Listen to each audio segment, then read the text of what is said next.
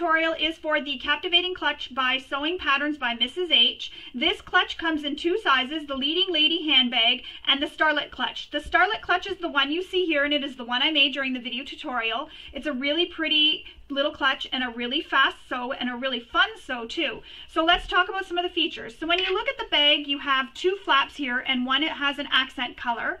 So I chose to have a print that I cut out, that I fussy cut, and then a solid, and then the solid body of the bag. When you open up the top flap, you have a slip pocket here inside the bag. When you open up this second flap, inside you'll find a zippered pocket, and I'm trying to angle this so you can see it, a zippered pocket, and then another space.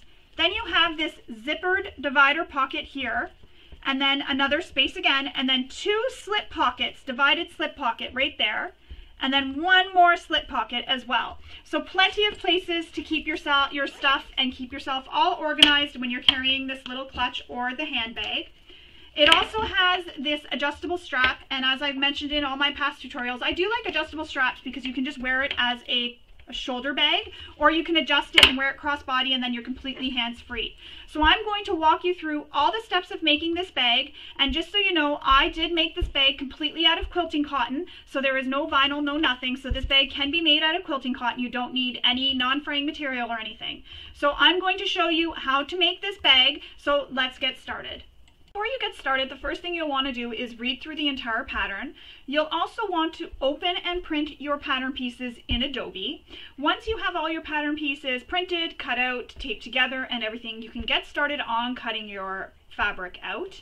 I've gone ahead and cut all my fabric out. I do not do this on camera. I feel that it doesn't really need to be seen on camera. Another thing I like to do off camera is mark all my center points of my pattern pieces. So I'll go ahead and mark center points. You can see there. I'll also mark at the top where the top is and what the letter of the pattern piece is, so that when I'm going along, I know what pattern piece to grab. I'm not trying to find it and measure it with my ruler, because some of the pattern pieces are similar in shape and size. Another thing I've gone ahead and done, just because I did read ahead, was marked some markings that need to be made. So for example, for the zipper pocket, I went ahead and did that marking. This just saves a little bit of time while I'm recording, because I do not give any pattern information. So for example, I don't show pattern pieces on camera. I don't give measurements, not even seam allowances. So you will need to have your pattern open in front of you, because I will refer to the pattern and I will say, so with the seam allowance given in the pattern, or you'll find the measurement in the pattern, because I don't give any of that information. I don't show rulers or anything. So you will need to have your pattern to follow along with this. I do sew this tutorial as a sew along. There is no fast forwarding, so even when I'm sewing, you get to see that all. I like to film it this way so that for anybody who is new to sewing, you can literally sew right along with me, and if you are falling behind, it does give you a little bit of time to catch up. If you are very familiar with sewing, you can speed up that section or watch this in a faster speed, or just fast forward, as I mentioned, whatever you feel most comfortable with. It's sewn just so that it's like a sew along and it feels like you have somebody sewing with you in your sewing room. I've also gone ahead and pressed my strap and also my strap anchors, but I will show you how they are pressed and folded and everything when we get to those steps.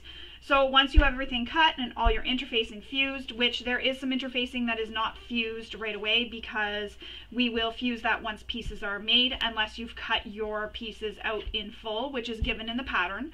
But there are some interfacings that need to be fused later. Once you have everything cut out and you're ready to go, we can get started on making our bag. So the first steps that we need to do, if you've chosen to cut your under flap and your two panel separate, so instead of having it as one big piece, if you've chosen to do it separately like I have, you'll need to sew these two pieces together. So there are two of the under flap and two of the B2 back inner panel. We need to sew these together to create that panel. So what you'll do is you'll place them so that they are right sides together, and again, I marked on this one what the letter is so that I know when I get there, just like I did on this, and I have the tops marked, so I'm just going to find where I've marked what it is. So there it is. So we're going to place these right sides together, and you're aligning that straight raw edge, so all the way across. So I like to pin my edges and then my centers. I like to line everything up, and then I just clip it all the way, the rest of the way. And I'm going to repeat that for the second side. So again, your B2 panel is facing right side up, so pretty side up, and then your B1 panel is facing wrong sides up, so the pretty sides are touching, and you're lining up that straight edge. So line up the sides and then line up your middle, or you can line up your middle first, then line up your sides, whichever you prefer, and then clip it the rest of the way. Now we're going to sew this with the seam allowance given in the pattern.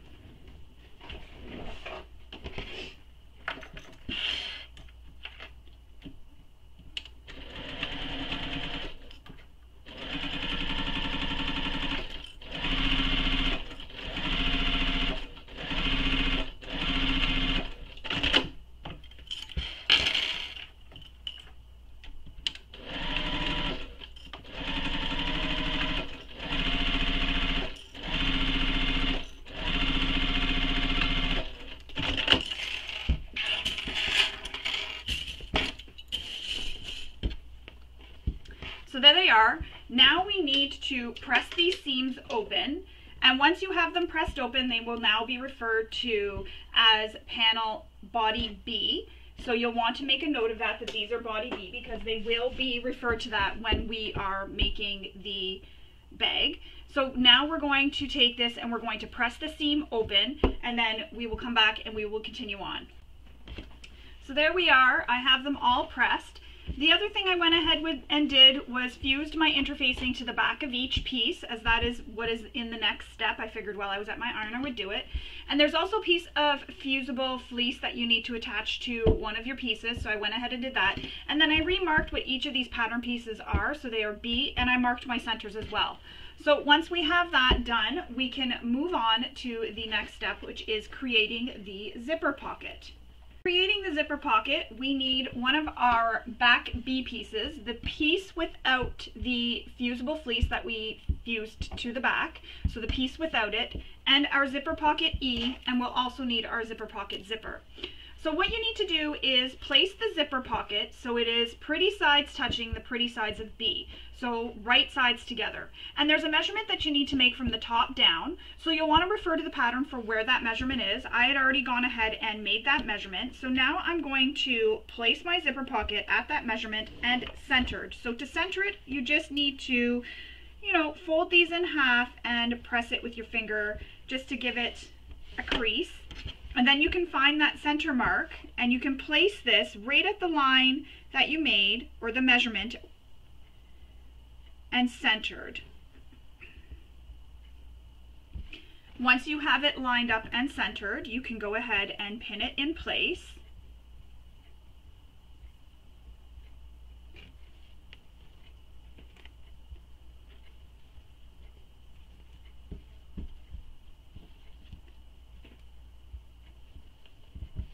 Just like that. So mine's all pinned in place. Now what you want to do is there's some measurements that you need to make on your zipper pocket. So you'll want to refer to the pattern for that, and it'll look like this when you're done. I hope you can see those marks. I'll pull it back a bit. It'll look like that when you're done.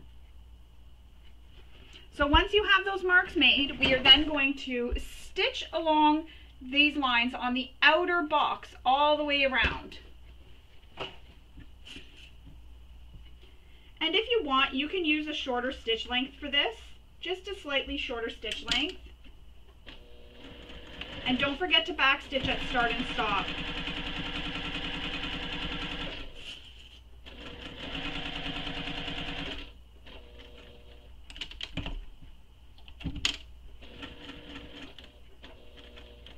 And another tip, if you get stitches in the corners that go on an angle, what you can do is decrease your stitch length to 0, take one stitch, return it back to the stitch length you were using, and then continue stitching. And that will help you not get those angled stitches in the corners. Oops.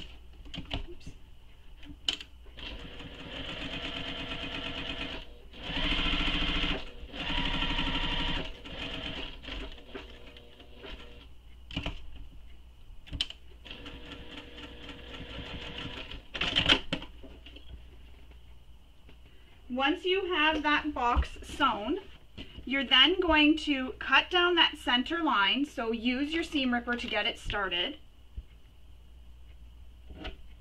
You can even use your rotary cutter to get it started if you want. So I just get it started, and then I cut along that center line, and then I cut the V's. Careful not to cut into your stitches. If you do cut into your stitches, don't panic. It's an easy solution, an easy fix, I mean. So what you would do is, say you cut into your stitches accidentally, you'll just go back and stitch. So start away from where the stitches are, so over from the end of the box over here, stitch, back stitch right on top of those previous stitches, go across, up the corner and back, and then back stitch again up there. And that'll also fix the stitches that you snipped, and then lock the stitches so that they don't, the other stitches don't come unstitched on you. And I'm cutting from the wrong side just because my fabric is a darker fabric and my thread is not showing up as well, so it's hard to see. So when I'm on the wrong side, I can see better because of the interfacing. So no stitches were cut. And again, if you do, just back stitch starting at the bottom, go across, up, and then back around the top on the other side, and back stitch again, and that'll lock in all the stitches and re-sew that corner for you. So there it is. Now we're going to remove our stitches. So because I've cut the V's and I've cut down the center. We want to press these stitches, and then we want to take this and push this pocket to the wrong side of the zipper opening, so that the wrong sides of B and E are touching just like that. And we'll press this, and you'll want to give it a really good press. And to help, you can use some steam too to get this really pressed nice and flat. So I'm going to go take this to my iron, and I'm going to press everything and then turn it right side, turn it to the other side. Another tip I like to do is I like to just finger press, so fold up the zipper pocket, finger press it, both the top and the bottom and the sides. I just find this helps get a nice press as well. Just like that. And then I'll push it through. I'll press it with my iron, and then I'll push it through. So I'm going to go push this through, and then we'll come back and we'll continue with making our zipper pocket. Now that we have this pressed, we need to place our zipper inside the zipper pocket opening. So you can use some double-sided tape for this, and this will help hold it in place. If you don't have double-sided tape, a washable glue stick is also very handy for this. So just any washable glue stick that you find, you can find them at the dollar store, Walmart, anywhere. It doesn't have to be a name brand either. I've used all sorts, the dollar store ones, with success. And to prevent it from gumming up your needle, what you'll do is you'll put the glue, you'll place it where you need it, the zipper or whatever you're using the glue on, and then take it over to your iron and press it with your iron, and that'll just dry the glue so that it doesn't gum up your needle when you're stitching. So I'm just placing double-sided tape on both of the long edges of the zipper.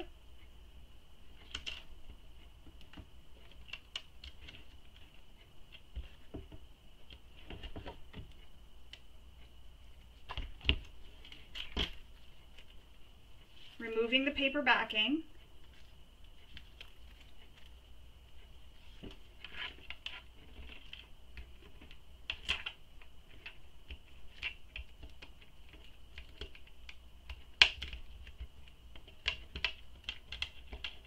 It keeps sticking to my fingers. And which way the zipper faces is really your choice. I'm going to do it this way.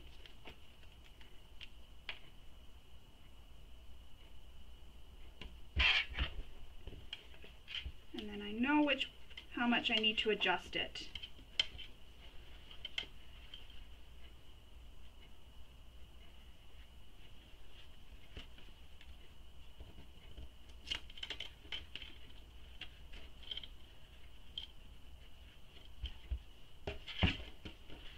And then I just adjust it just so that it's centered right in that zipper opening.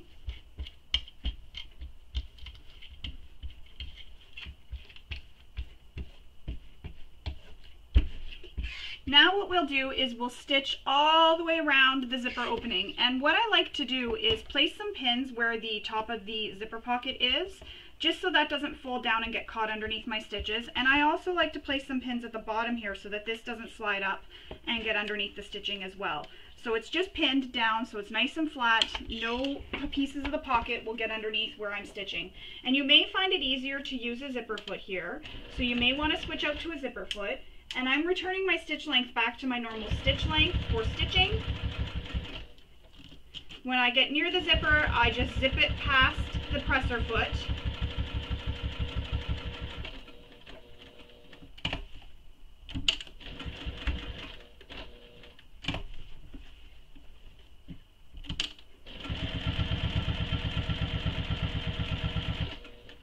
I'm going to zip my zipper past my presser foot again.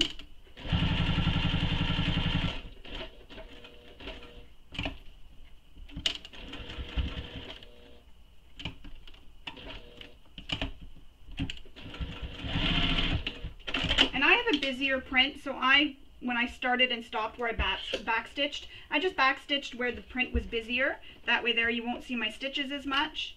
Another tip is to leave long tails. When you start stitching, don't backstitch.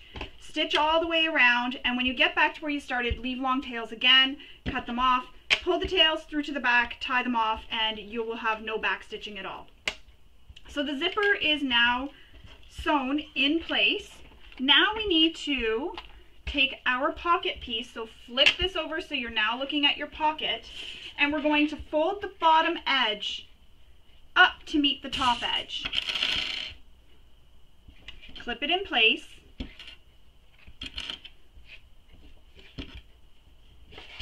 So you're clipping the top and the sides. And then we're going to sew up one side, across the top, and back down the other side. Don't sew over the B fabric. You're moving it out of the way. You're just sewing those pocket pieces together.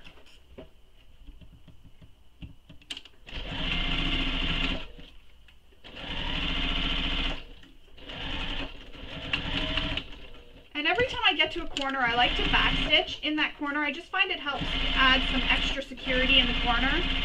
Especially important when you're stitching something that you're going to be turning right sides out and you're going to use something to poke out the corners. I find it really helps add that extra strength there.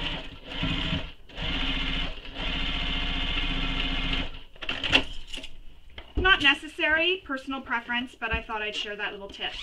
So there we have it. Our zipper pocket is done. We now have our zipper pocket sewn into the one body of the bag. We can put this to the side. We're going to move on. Now we need to take that same piece we just finished sewing the zipper pocket to and install one half of the magnetic snap, so the male half right now. And in the pattern there is a measurement given for where to place this, so you'll want to refer to the pattern for the placement mark. I've already gone ahead and done that, so now I'm just going to make the mark for where my prongs are going to go. So I'm just taking the back of the washer and I'm just lining it up with the mark that I made and making those marks. You may have a different magnetic snap being used, so you'll want to refer to your manufacturer's instructions for how to install your magnetic snap. Always use your manufacturer's instructions, as they are made for each one that they've made. Then I'm going to use my seam ripper and cut into the slits that I made. I also have a piece of interfacing here, so I've also marked the prong marks on the interfacing.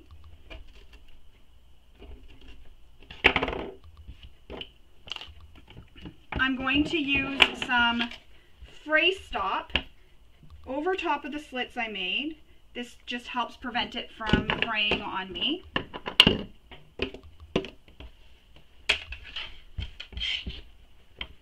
Then I'm going to insert the male snap through the slits I made, my interfacing, and then the washer over top. And I just use a pair of pliers to fold my prongs.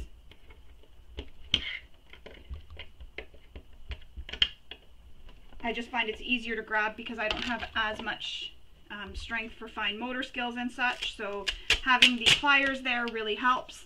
Now, I like to place a piece of either scrap interfacing or duct tape over my prongs, and this just helps prevent them from wearing through over time. First, I'm going to cut this a little bit smaller, my interfacing, just to make sure that it doesn't get into my seam allowance when we sew these flaps together. So I'm just placing that over top. If you use a piece of scrap interfacing over top of this, just be careful when you're pressing with your iron, as you can demagnetize the magnet. So just make sure you're pressing around, not directly on top of the magnetic snap. You can also just glue it in place, and that way there you don't have to worry about it. So this one is complete. We now need the other B panel that has the fusible fleece attached to it. So we need to make another mark, again, down from the top edge, and that measurement is given in the pattern as well. And for this one, we are installing the female half of the magnetic snap. So the piece with the little circle cut out in it.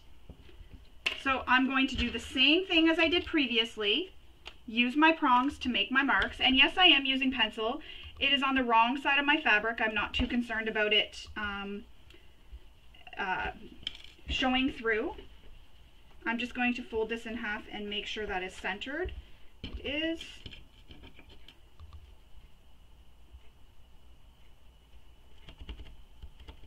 is.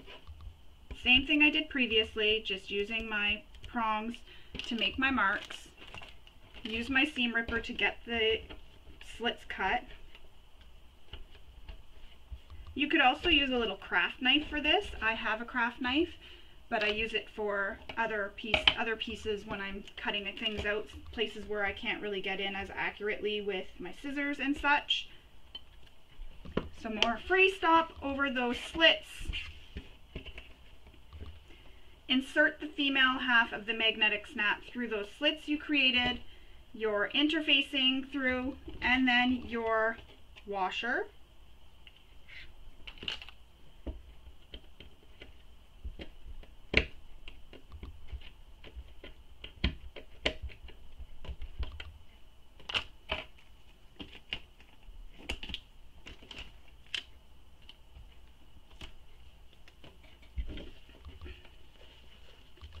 I probably don't need to trim that, but I'm just trimming it just for safety, just to make sure. And my piece of tape over top.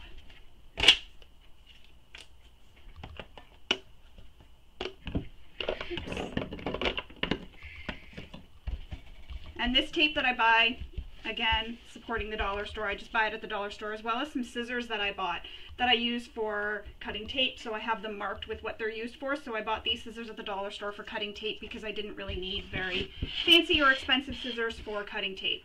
So those two pieces are now, have their magnetic snaps. Now we're going to place these two panels right sides together. And when you're placing them right sides together, pay special attention to where that seam is, where if you did do what I did, which was have an underflap different than the body. So pay attention to where that seam is and really line those up so that those seams line up nicely when you sew the bag together, or sew this body together. Then line up your center marks. So I like to make sure I get all the center marks lined up and those side seams.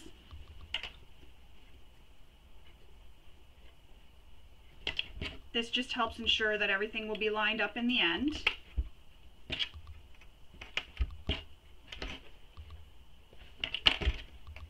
And then clip it the rest of the way.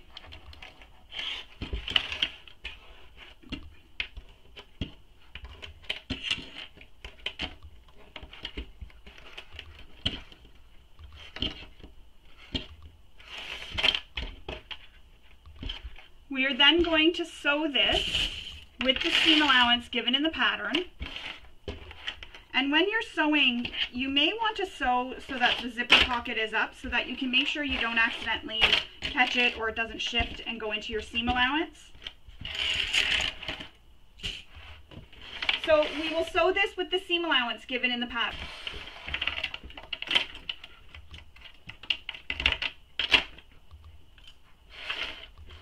And when you're sewing, just before I start sewing, you want to leave a gap on the long edge here. So what you can do is you can mark where you're going to leave your gap. So I'm just marking where I'm going to leave my gap, and that'll just remind me to start and stop there. So start and stop, back stitch, and keep going so that you remember there.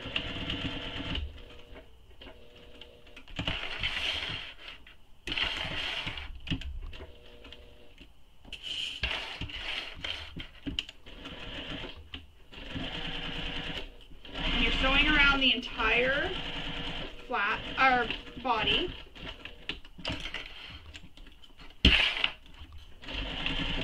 And again, as I mentioned, I like to back stitch at my corners.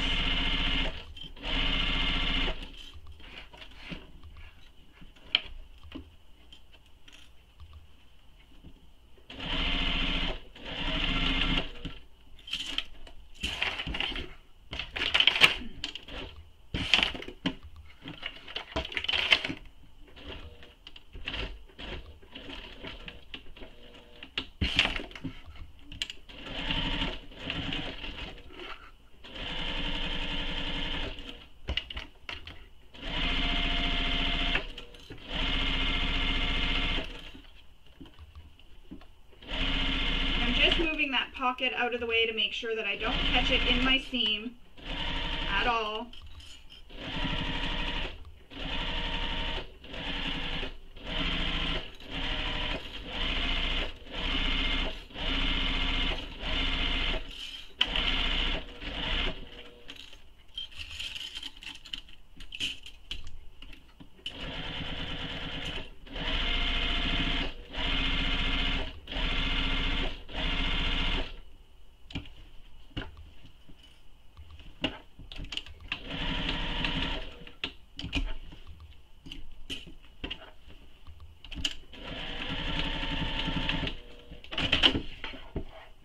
There we go. So I have my whole V stitched. I'm going to snip the corners. This just helps reduce the bulk so the corners poke out nicely.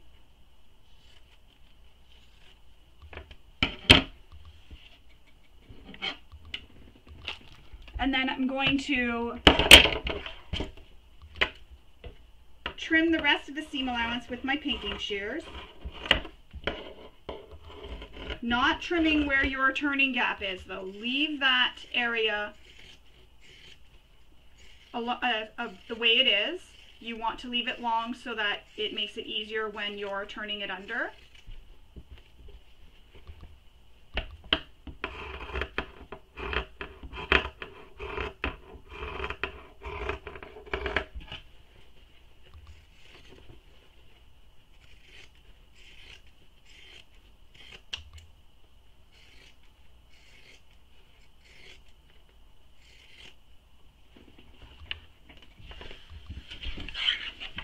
Now we're going to turn this right sides out.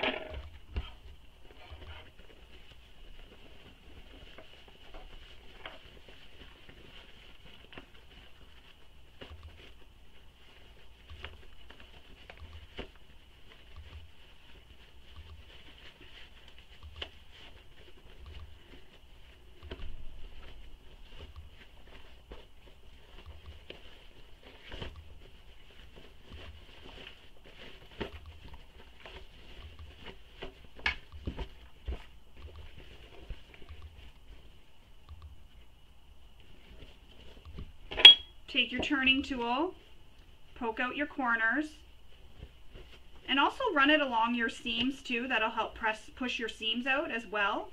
So just like this, I just run it along my seams.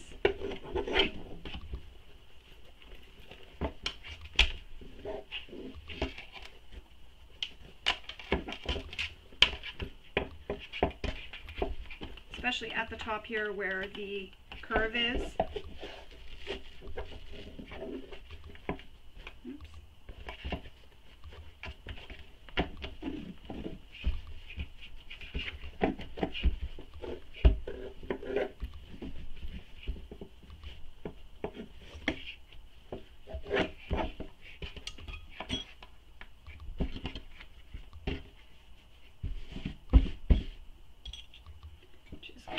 My corners a little bit more. Go. Now we're going to take this over to our iron and we're going to give this a really good press. So I'm going to go press this and we'll come back and we will finish with this piece. Now that this is all pressed, we need to top stitch this short straight edge and top stitch just on the flap. And if you've done what I've done, which is made your flap piece different than the body, you will start and stop stitching right at the seam line. However, if you didn't and you used one piece, there are some measurements that you need to make so that you know where to start and stop top stitching. So I'm going to top stitch my short straight edge first.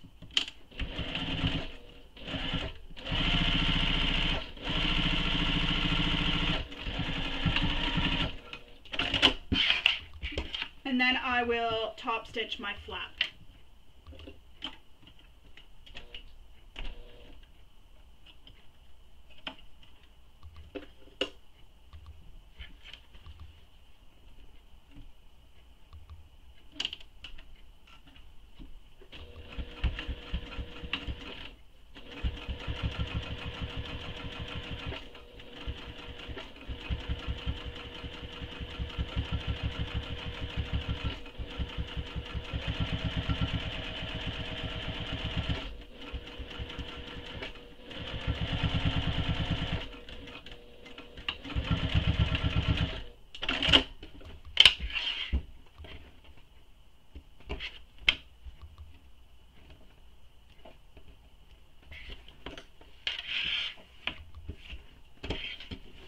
So there it is, it's all top stitched, and I've top stitched the bottom as well.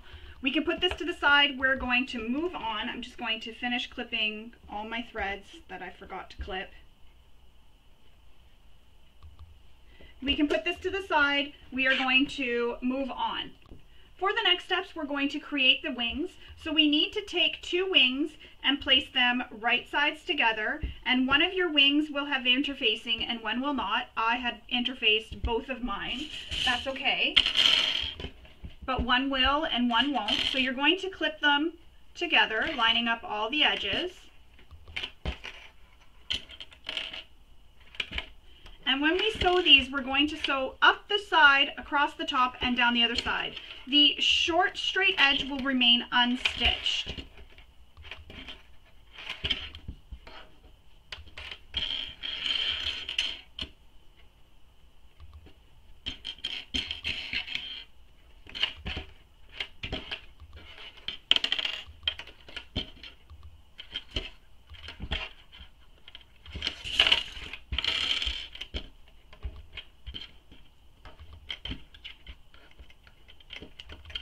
So again, up one side, across the top straight edge, and back down.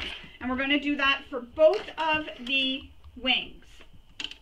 And if you changed your seam allowance or your stitch length, you'll want to return it back to your stitch length that you use for regular stitching.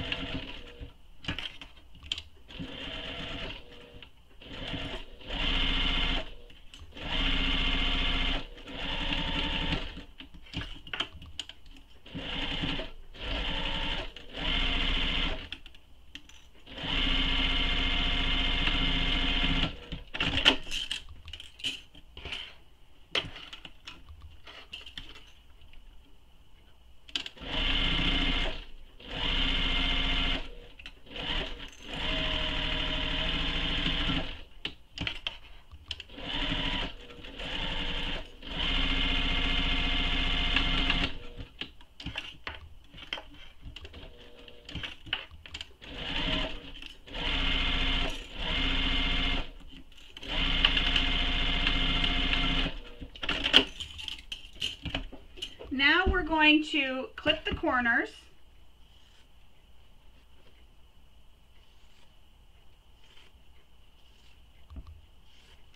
This just reduces the bulk, making it easier for turning them out.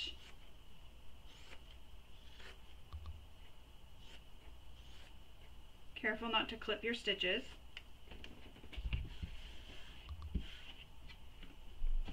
Now we're going to turn this out.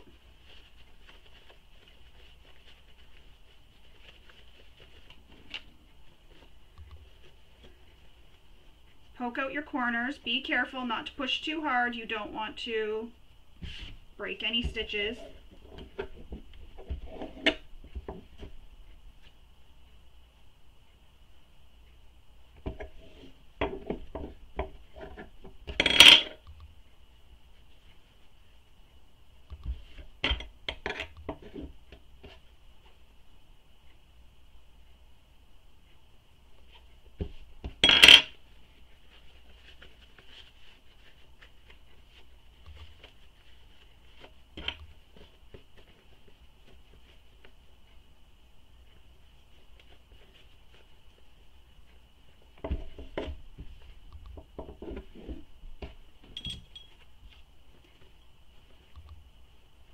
once we're done this, we will take this to our iron and give it a really good press. So that's what I'm going to go do now. I'm going to take these to my iron and give them a press. Now we're going to top stitch this top straight edge, and it's, when you look at it, it is a longer edge, so not the side edges, this longer edge. So when you fold this, you can see that one edge is longer than the other. So we want to top stitch that long straight edge.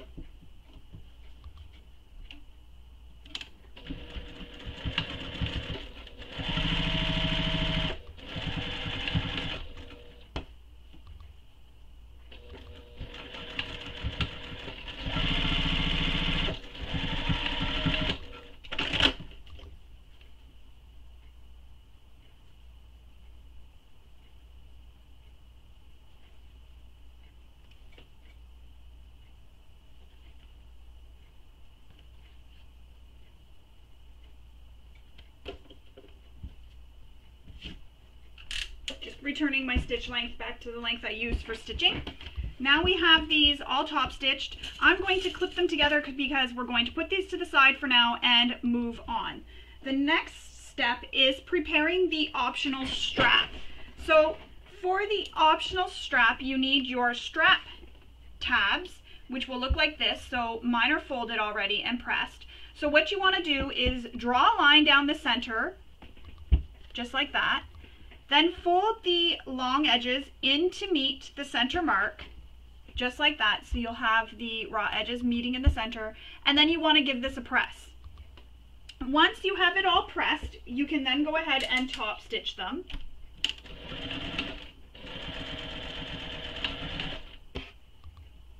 So you're top stitching along the long folded edges.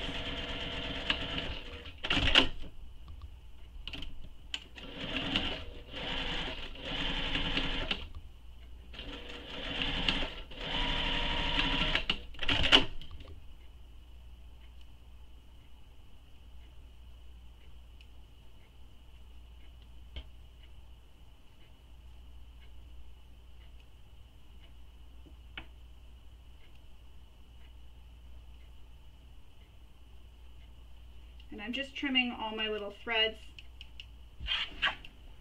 just like that. Now we need to thread these onto our D-rings.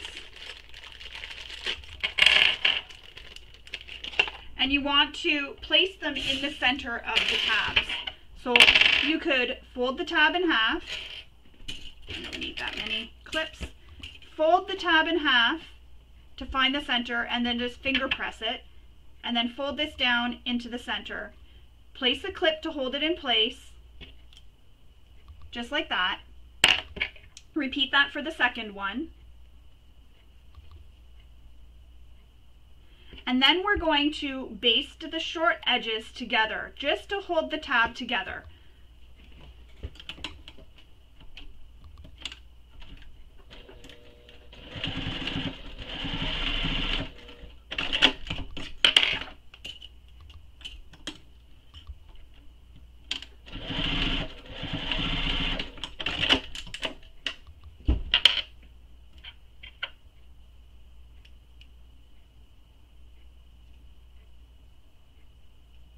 Again, I'm just trimming all my threads here because sometimes I find if I skip this, I end up regretting it because they poke out later. It's like they come back to haunt me.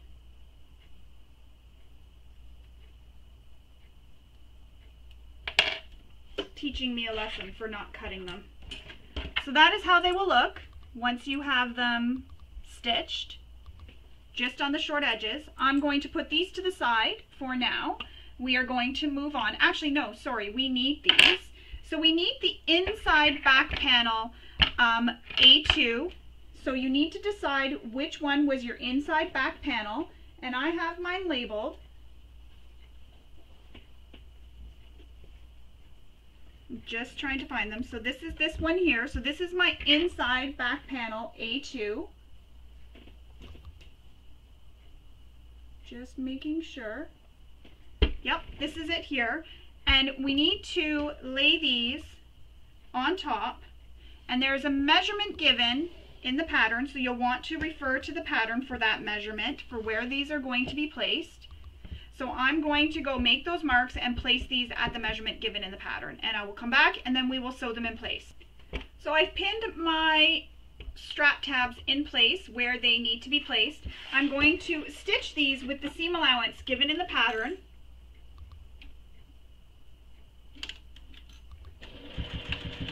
And again, if you changed your stitch length, check to make sure it's at the stitch length that you use for stitching, so that it's not at your top stitch length.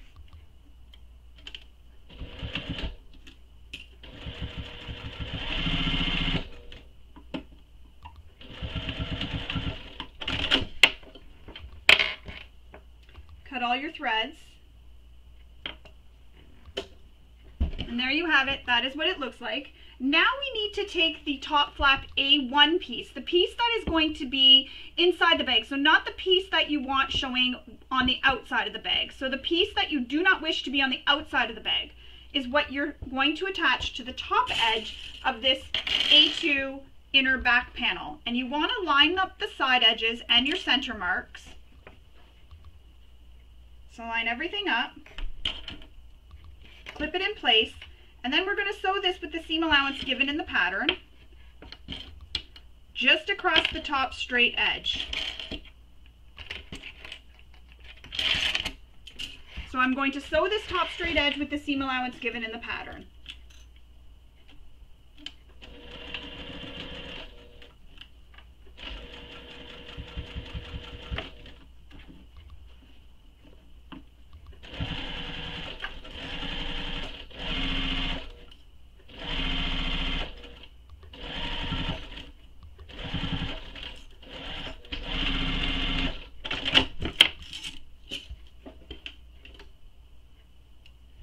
Now we need to press this seam open, and then we're going to top stitch on the back panel side.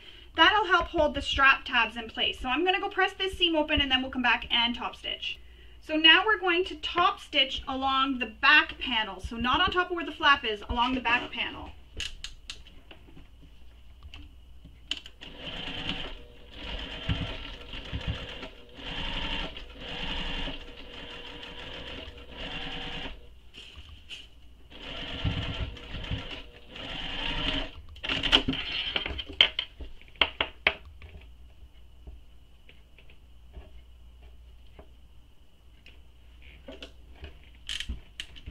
There we go, it's been top stitched.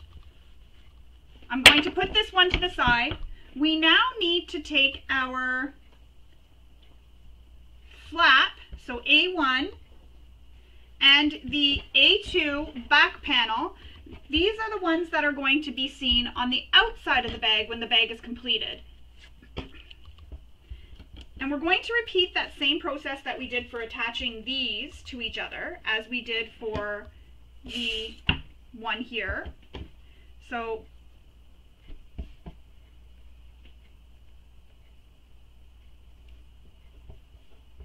align your edges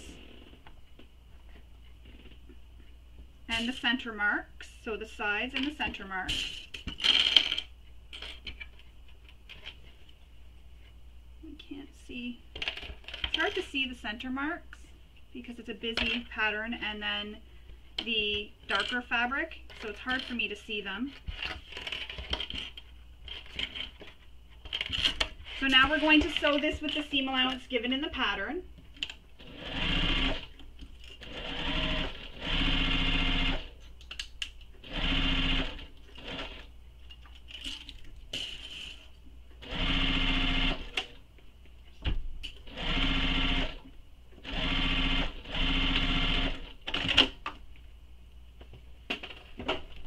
We will then take this and press the seam open.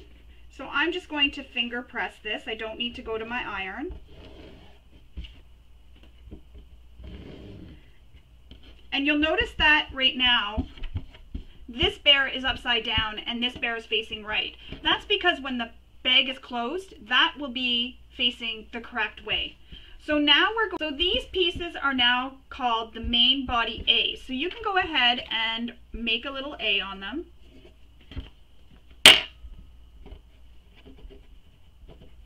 Just like that. That way there you know what the pieces are. However, it's not so important. They're not going off to the side just yet. They are going to be finished now. So now we need to grab the C-piece panels, so both the C pieces, and we're going to attach these to the A panels, and we're going to sew them together. So line up those center marks and those sides, so the corners and the center marks. Pin them together. Repeat that for the second one.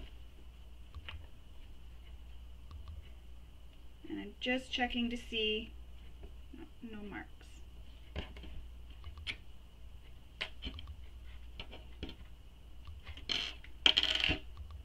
Just checking to see if I had made any marks. I can't see the marks, so I don't think I made any. No. So now we need to sew these with the seam allowance given in the pattern.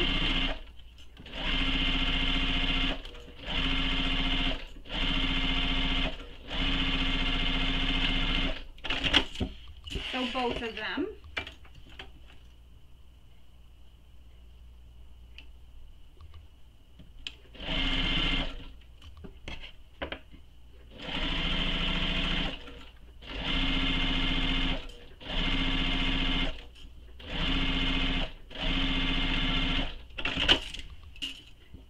And then we will take these and press them. And I'm going to take this to my iron to make sure that it gets a really good press. So I'm going to go take these to my iron and then we will come back and continue on. So I've pressed both the seams open. Now we need to take the one that is going to be on the outside of the bag and attach our foam to it. So this one is going to be the outside of my bag, and this is my foam. So I'm going to go attach my foam to my panel, and I've already cut my foam smaller so that it's not in the seam allowance. However, Mrs. H has you attach it and then baste it and then trim it out of the seam allowance. I've already gone ahead and cut my foam smaller, so if you have done that, that's great. If not, you can follow the instructions in the pattern. I just wanted to cut it smaller just so it was done, and it was definitely out of my seam allowance and not going to be in my way while I am sewing. And I just trim it so that it is smaller. That is all I did. So I'm going to go and take this and attach it to my panel. I'm going to spray baste it in place, and I will come back and we will continue on. If you don't have spray basting spray, you can use a glue stick. You just apply it to the foam, stick the foam on, use your iron to dry it, and that'll help stick it on. Or you can even use double-sided tape. So I'm going to go do that, come back, and we will continue on. Alright, so my foam is attached. As I said, I spray basted it, but you may have sew basted it to your panel and then trimmed it as Mrs. H had instructed. So my foam is attached. Now we need to install another female half of a magnetic snap. And we're going to place this at the measurement given in the pattern. So again, I need a scrap piece of interfacing. I need my fray stop. Buddy doesn't like the smell of the fray stop. She may leave. So I'm going to use my magnetic snap washer to mark the prong placement.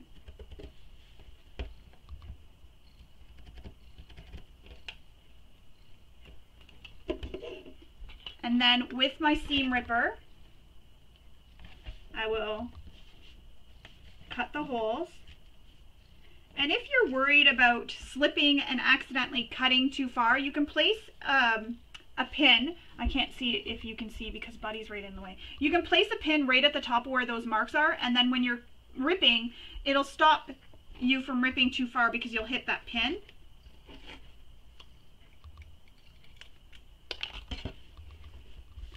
Flip it over, apply your fray stop.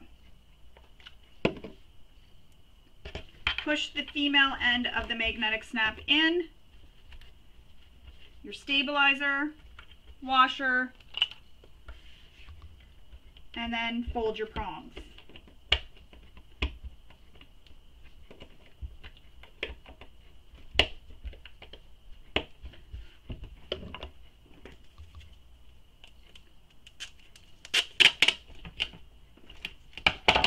Again, I'm going to apply some tape over top. And there is that panel all complete. The next one is the remaining panel that we completed with the D-rings attached. We need to attach that remaining piece of fusible interfacing to it, so I had already gone ahead and done that, and centering it over the wrong sides. The short edges will only match up on this if you're making the starlet. So now we need to add the male end of the magnetic snap, and the measurement for this is also given in the pattern. So you want to, use your washer again to make your marks.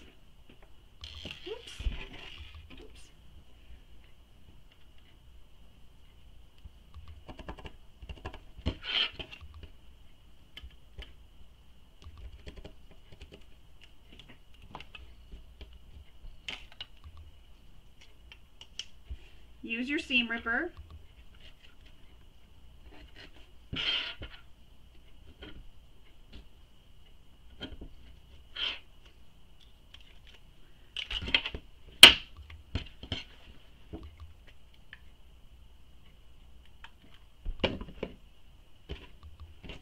Push the male snap through those holes you made. Your interfacing, your prong.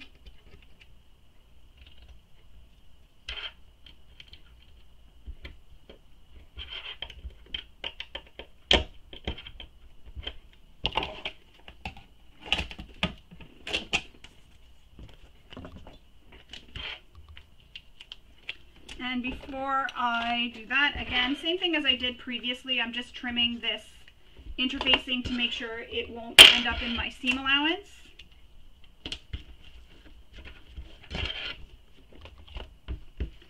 Just like that. So we can put this to the side, we will move on for now. Next we need to take our main body, the outer main body, so the one that has the foam attached, and lay it right side up. And we will need our wings as well, so take the wings. There is a mark that you need to make for the measurement for where the wings are placed, so you'll want to refer to the pattern for that. You'll place the wings so the raw edge is aligned with the raw edge of the main outer body panel, and place it at that mark. So the bottom edge of your wing will be lined up with the line if you made a line. I made a line just so that it was easier to see with the wing. So you're placing it at that mark. So here's my mark. I'm placing the edge of the wing at that mark and also aligning those raw edges. Once we have them all placed, we will then take this over to our machine and baste this in place using the seam allowance given in the pattern.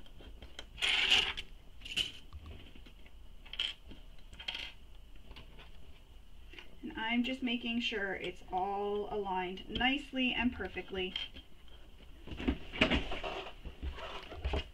And we're doing this for both wings, so on both sides of the panel.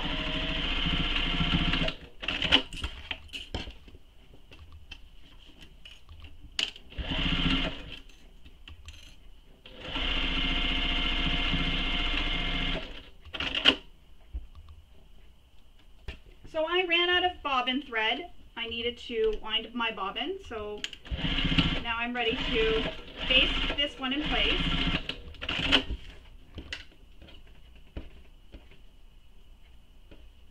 There we go. I'm just trimming all the little threads. I'm going to use my bigger scissors.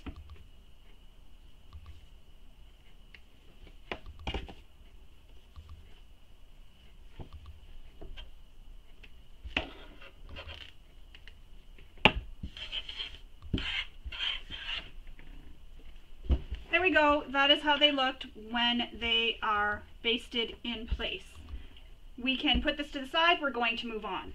Actually, we're not putting that to the side. We need to sew these, the outer and the inner panels together, just as we did for the inside one. So again, lining up your center marks.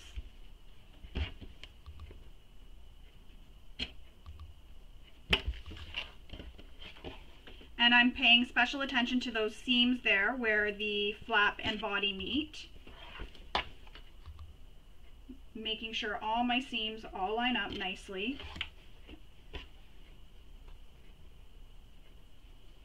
And it's a little bit tricky to see where the seam is because the wing hides it, but you can see it if you just sort of move things around. And then once you have those all lined up, go ahead and pin the rest of the way around.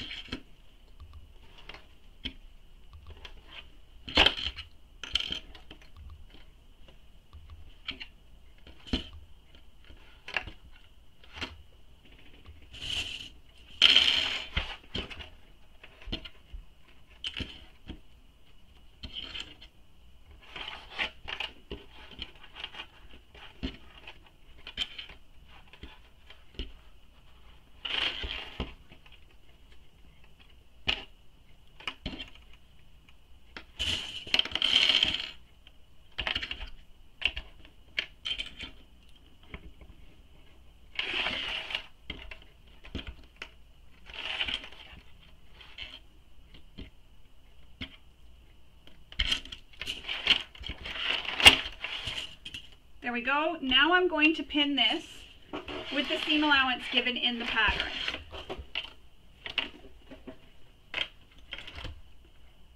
Also to note, the turning gap should be left at the bottom here. So we're going to start stitching at the bottom and we're going to leave the turning gap there at the bottom.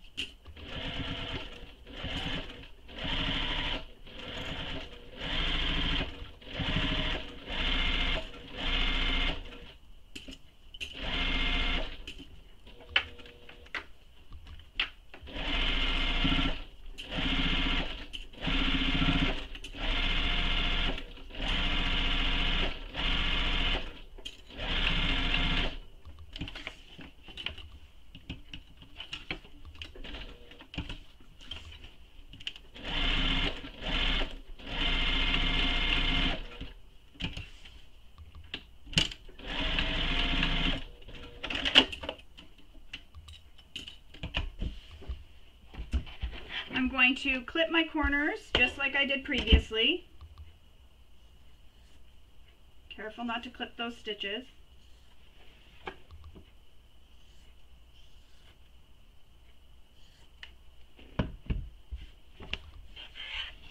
And I'm going to use my pinking shears as well around all my edges.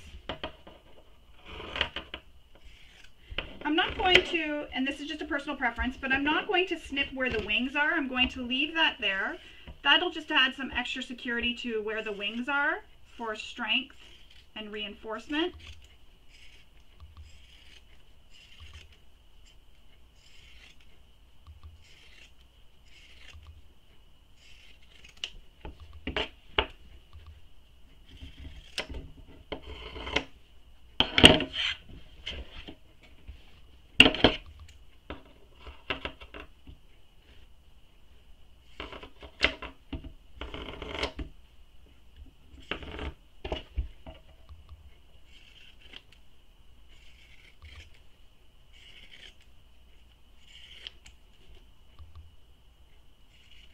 And again, don't trim where that turning gap is. You want to leave that nice and long. Makes it easier for turning.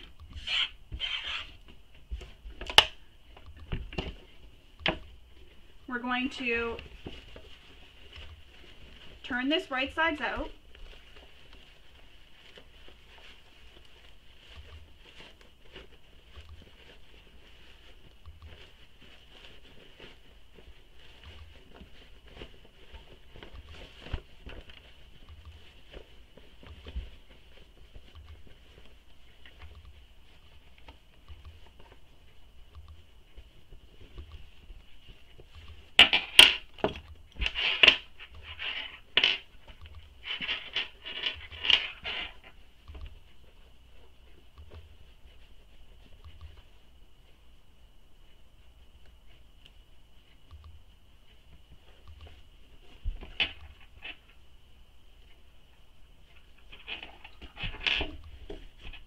And I'm doing the same thing, focusing on pushing those seams out and my corners, getting everything all pushed out, especially up here where this curve is.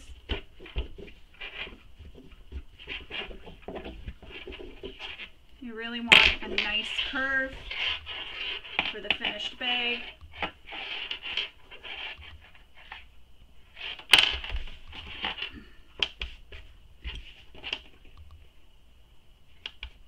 It's worth all the time and effort it takes to do this, to have a really beautiful finished bag. Alright, now I'm going to take this to the iron and I'm going to give it a really good press, ensuring that I press my turning gap under as well. So I'm going to take this to my iron and give it a press, and then we will finish up. Alright, so now we're going to repeat the same thing we did for this piece here. So the inner one, and we're going to top stitch our flap and our straight edge.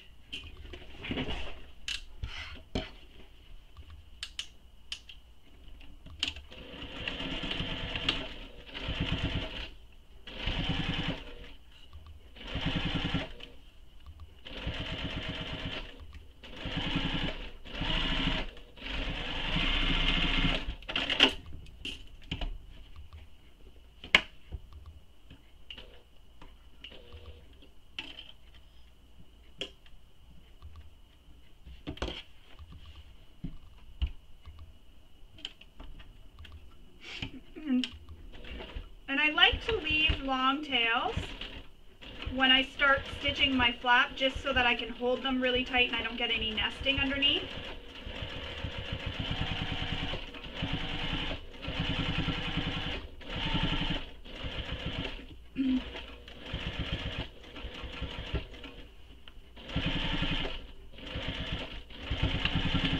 And I'm starting and stopping right in that seam where the flap is joined to this portion of the bag. So I believe that was back panel A2. I start and stop right at that seam. And there you go, those long tails help prevent that nesting that sometimes happens at the beginning of a seam. So there you have it. That's the inside of the flap and that's the outside, so when this is closed, it looks like that. But it'll also have this piece, and this is how it's looking so far. Just like that. So we can put this to the side. We're going to move on for now. So we're now going to make the zipped divider. So you need your remaining pieces, and that is piece D1, D3, your zipper, and your zipper tabs. If you haven't already, go ahead and make those marks on your centers, where all the centers are, and mark a T so you know where the tops are. Then you will take one of your strap tabs, or zip tabs, sorry, and you're going to fold it over by a measurement given in the pattern, and that'll be your short end that you'll fold. So I've already gone ahead and folded mine, so there it is, and then it's folded down, and I did that on both ends, and then I folded it in half after I did that, so just like that. So your raw edges are hidden in the seam there. So you'll want to do that for both. If you haven't already, you'll also want to cut your zipper to length. There's a measurement given in the pattern as well. Once you have that, you'll lay some basting tape along the folded edges. This is going to pop up on me. Along the folded edges. And Buddy likes to watch herself. She sees herself because I have my computer open in front of me because I follow along with the pattern, but also the camera is on the screen so that I can tell if my camera stops recording, because I have had issues where it stops recording on me. So she likes to lay there and watch herself. That's her favorite show, is the Buddy show, I call it. And she just lays there and watches herself. And you can hear her purring. So I'm going to put the basting tape, or double-sided tape, on both tabs.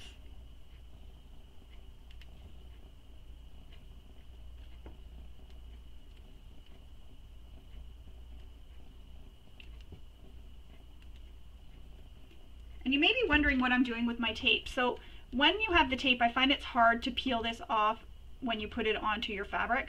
So what I do is I fold the tape back onto itself, so just fold it down, and then when you pull it back up, because the tape that's folded together is stuck to each other, it creates a little tab, and now of course I can't get it to come up. It creates this little tab that doesn't have any tape on the end, and that just makes it easier for you to pull that off when you get it stuck to your fabric. so once you have the basting tape stuck to the zip tab, you're then going to place your zipper. There is a measurement given in the pattern for how far in the zipper needs to go, so you'll place the zipper in to that measurement, and the basting tape is there to help hold it in place.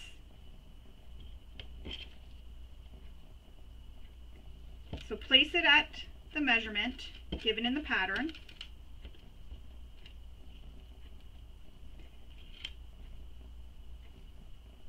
I should have just undone one side at a time of my basting tape because it's sticking to me more than it's sticking to the zip tab.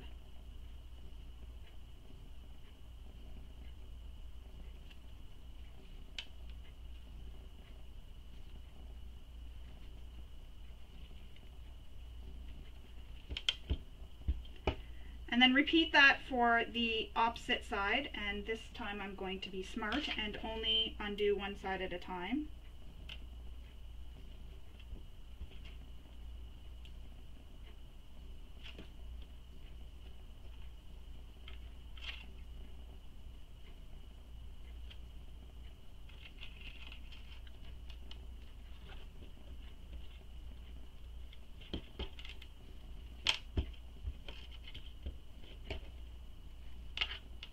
And then we will top stitch along the folded edge.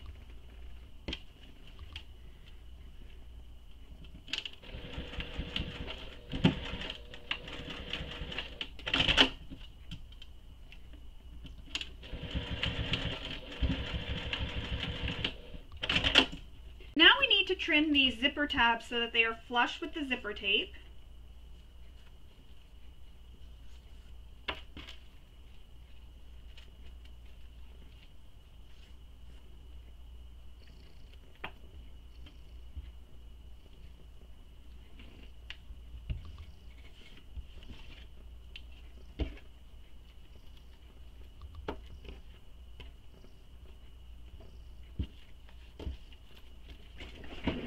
And then I'm going to fold this in half, and I'm going to make the mark, center mark on the zipper. This is important for lining everything up.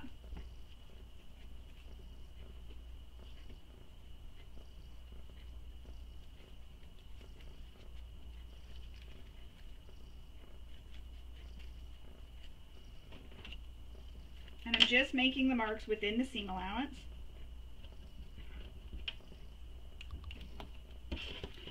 Now we're going to run a piece of double-sided tape on the shorter edge of the,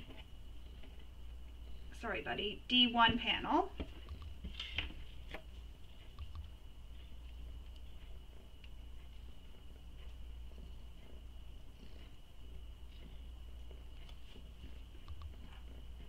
You're going to get your ear stuck in that.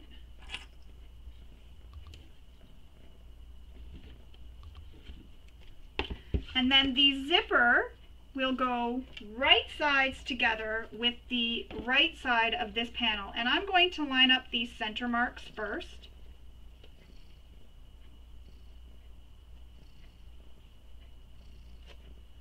Just to make sure everything is centered.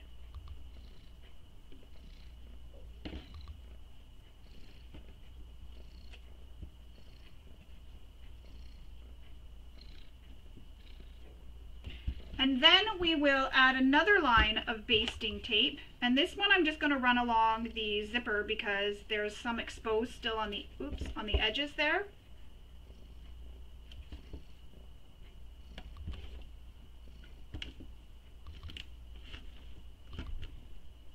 Oh, it came off.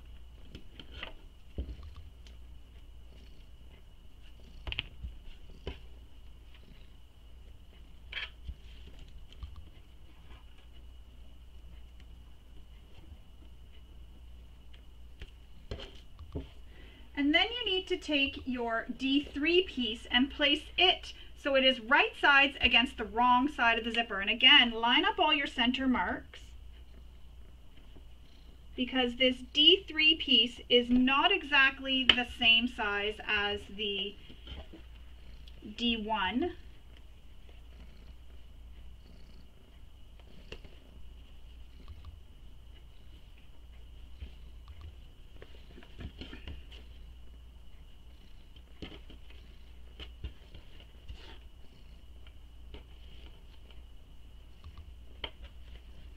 Once you have this all pressed in place, you can go ahead and stitch along the edge here where the zipper is with the seam allowance given in the pattern.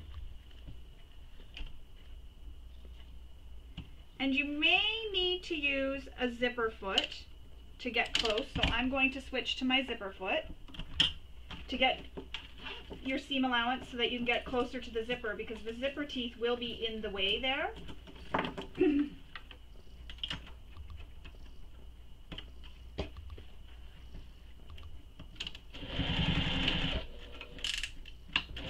And my stitch length was still at the length I used for top stitching, so I just changed it back. And I'm just moving my zipper out of the way. Oops. Should always put your presser foot back down.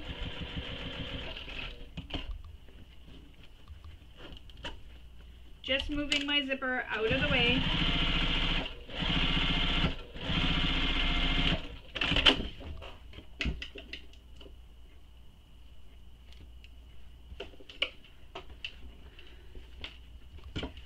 Once you have that stitched, we will press these so they are wrong sides together, and we're going to top stitch along that seam. However, I'm going to wait because I like to do top stitching with my other foot, and so this way here I don't have to change out feet. But you can go ahead and top stitch along this seam where you have pressed the panels away from each other, and I'm just finger pressing them away. Now we're going to repeat that whole process again for the remaining D1 and D3.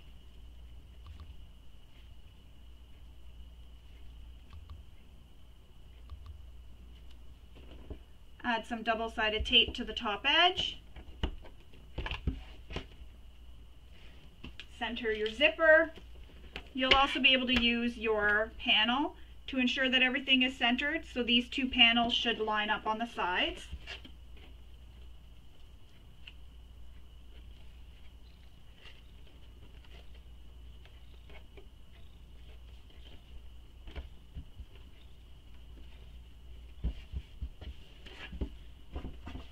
More double-sided tape.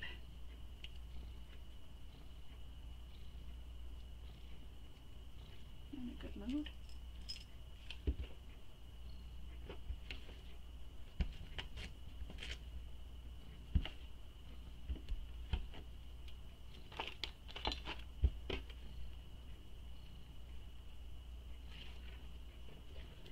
Line up the center marks.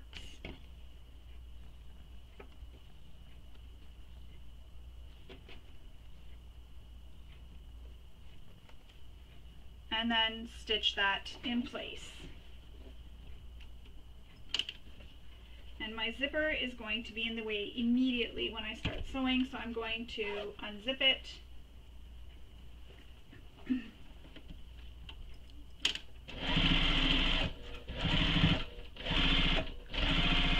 And I'm just going to sew enough so that I can zip it back out of the way.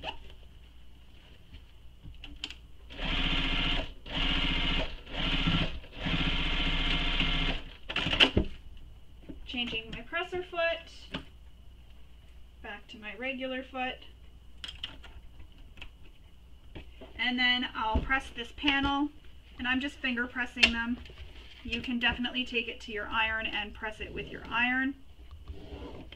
Finger pressing is okay for me. Oops.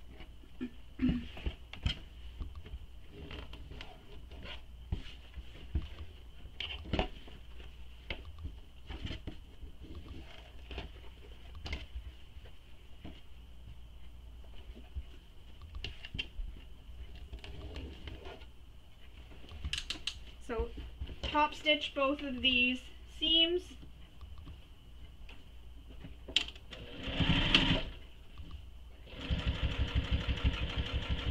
Just make sure everything stays flat underneath as you top stitch, and move your zipper pull out of the way as you get close to it.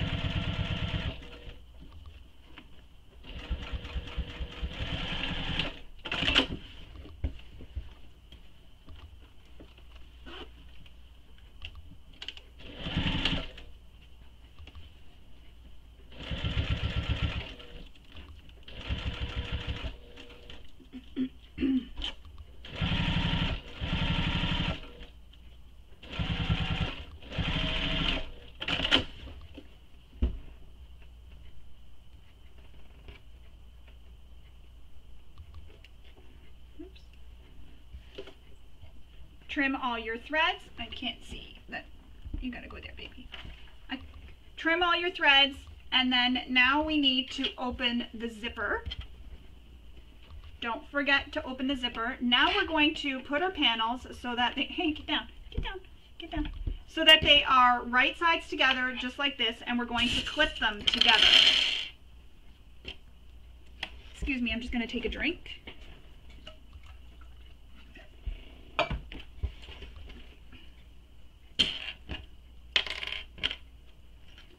So I'm clipping everything together, checking that my center points are lining up. Very important that everything lines up for a nice clean finish. Mad at me now? Hey, you mad at me now?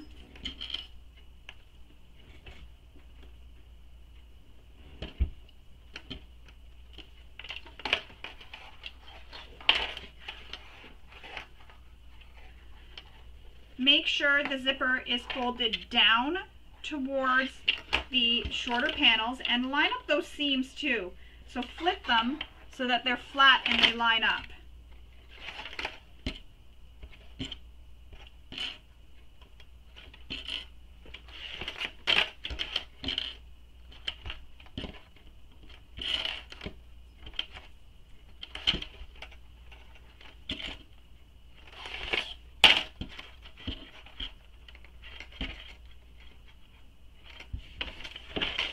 Now we're going to stitch these together using the seam allowance given in the pattern. And you need to taper here in order to get the accurate seam allowance up here. So you'll want to taper up by the zipper tabs. And there is a note in the pattern that one of the testers, when this pattern was being tested, recommended making the marks of your seam allowance. So if you feel more confident making the marks of your seam allowance, go ahead and do that.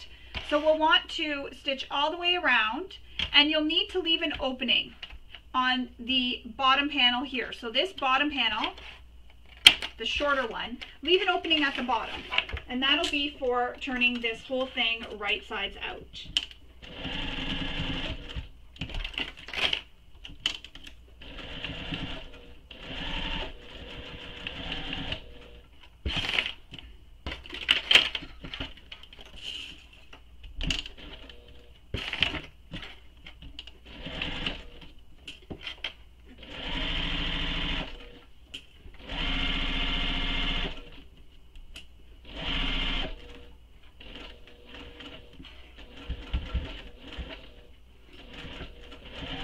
So I just went past that zipper tab, and I tapered my seam. And again, at my corners, I'm back stitching just for extra strength in those corners. You don't have to, just a personal preference.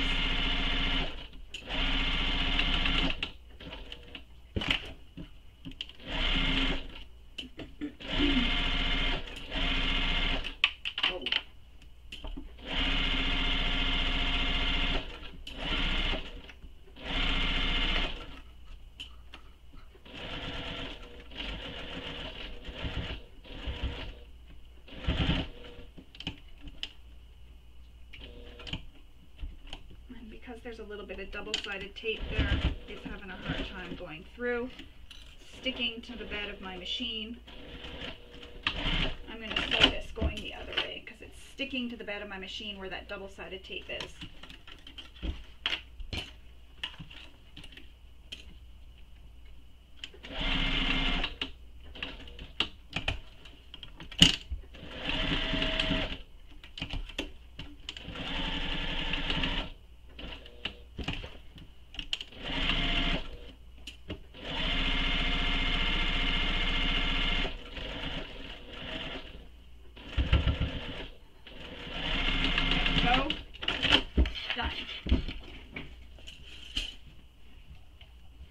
Now we'll need to clip our corners.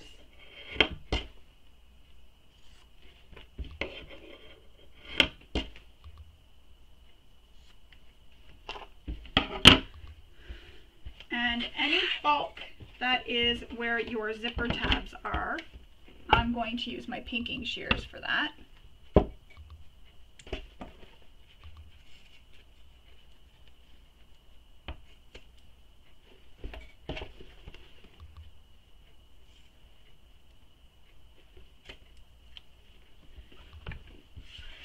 And now we can turn this right sides out through that opening we left.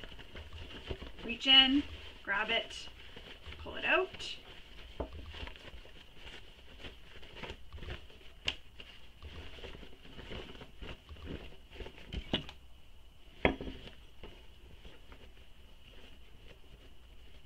Poke out your corners.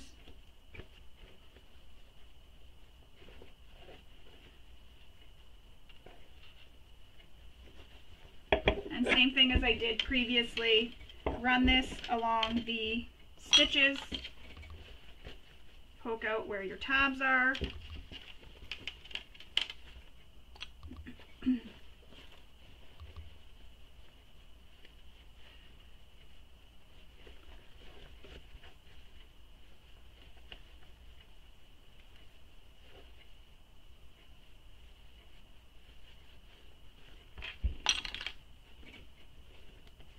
And now we need to close that turning gap. And I didn't focus on pushing these corners out because those get pushed right back into the bag. So the shorter edge where your turning gap is, don't worry about pushing those corners out. Leave them pushed in because you do push that back into the bag, so that helps keep their shape. So we're going to just turn this turning gap closed, and you can take this to your iron and give it a press if you prefer. I'm just finger pressing. And then I'm going to use clips to hold it in place.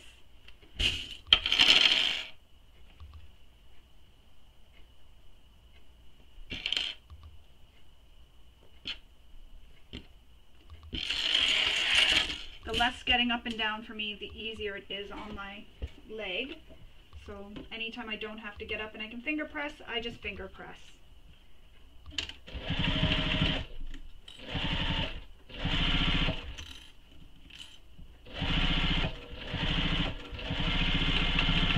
You can also hand stitch this opening closed if you really want to have a nice clean finish, but nobody sees inside a bag really at that point at the bottom of the zipper pocket, so I'm not overly concerned.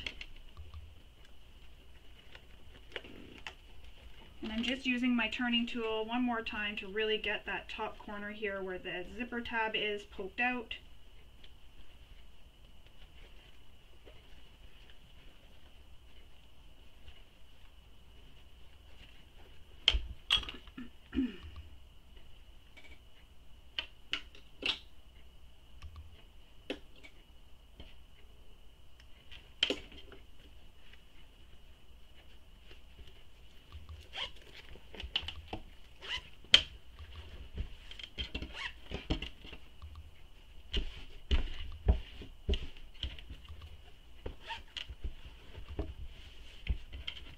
So now I'm going to take this to my iron and I'm going to give this all a press, and then when we come back we'll top stitch this one short edge. So I'll go do that and then we'll come back and top stitch. Now we're going to top stitch this short straight edge, so the edge opposite of the zipper.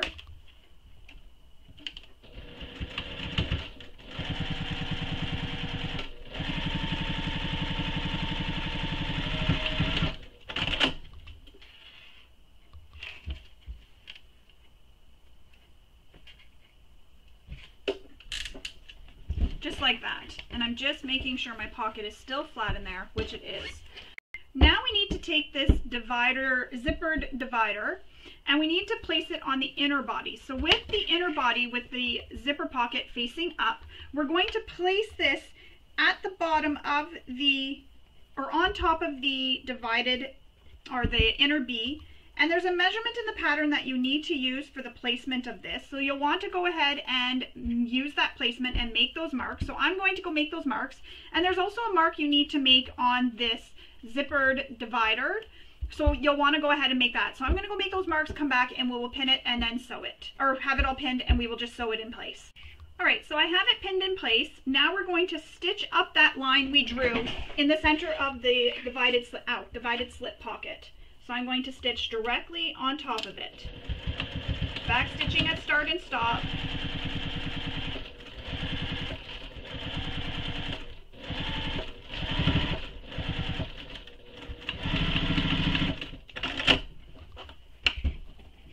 Cut my threads.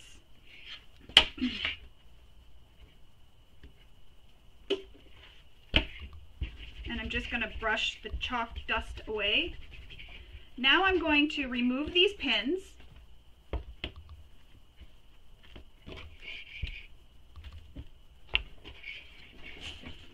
And then once we do that, we will take it and we will pin the divided slip pocket together. Or divided zipper to divided pocket, sorry.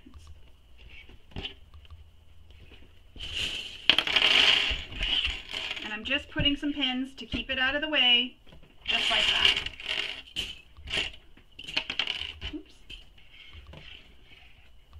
Now we need to take the panel with the D-rings.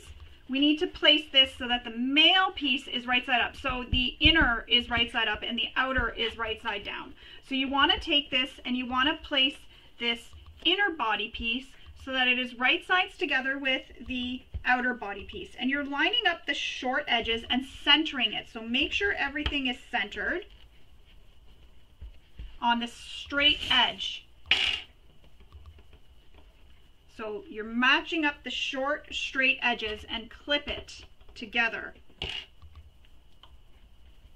And what you want to do is you want to use some pins next. So I'm just clipping this straight edge right now, just so that nothing shifts. You want to add some pins, because what we're going to do now is we're going to sew the straight edge here all the way up to where these top stitching is on the flap. So you want to make sure this is all nicely centered, and then add some pins. Take your time with this to make sure everything is all lined up nicely and neatly, and so that nothing shifts on you.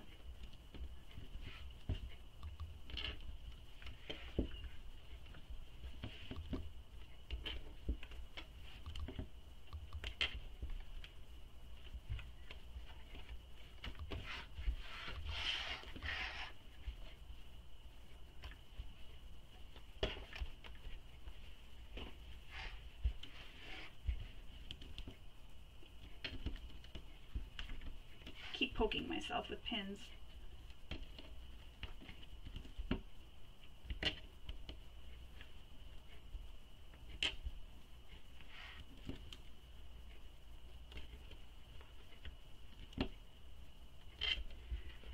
Now we're going to top stitch right along this long edge, again going up to where the flap top stitching is. We're stopping at that flap top stitching.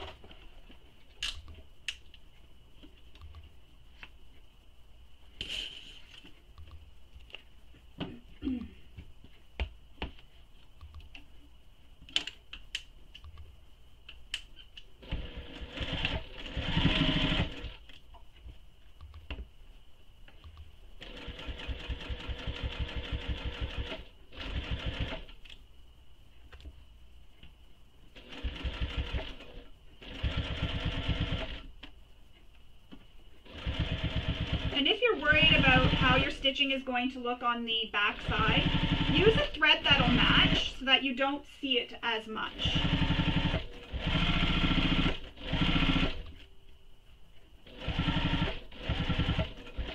Now I've approached back where that flap stitching is, and I'm stopping, and I'm leaving long threads so I can cut them off nicely. Again, back where the flap is.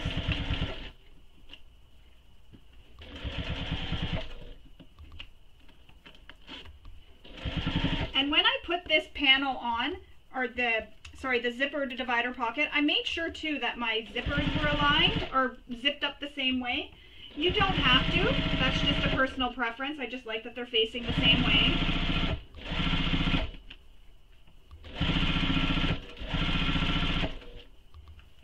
Sorry, I should have mentioned that earlier, but I just thought about it because I just unzipped my zipper there.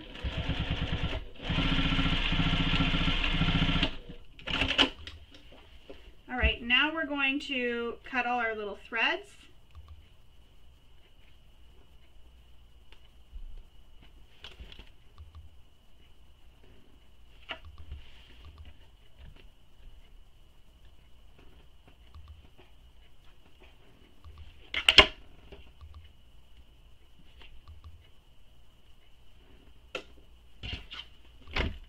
and it looks just like that. So we have it pinned on the short edge. I'll remove my the pins on the short edge, and it looks just like that so far. So you have it clipped and it's sewn, and then that's the back side right now. Now we need to remove these clips that we use to clip this closed, and we need to pin this down so that it's nice and flat.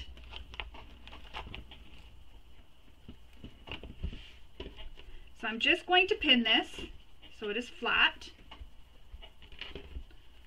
just along the edges.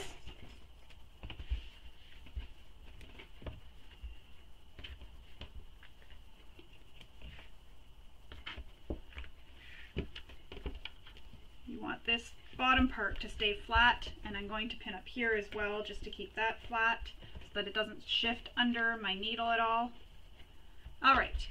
Now we're going to turn the panel over, and we're going to stitch on top of this previous stitching that we did when we stitched the other panel down.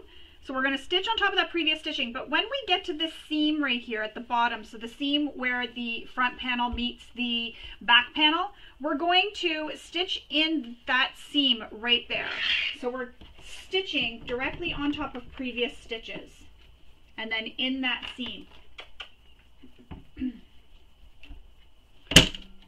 Make sure everything stays nice and flat underneath your presser foot.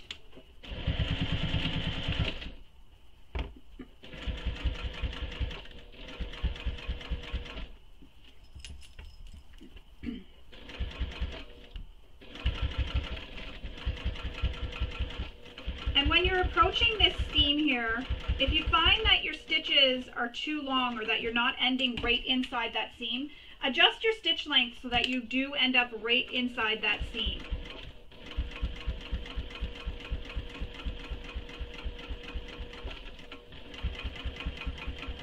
And I'm going slow just to ensure that I stay in that seam.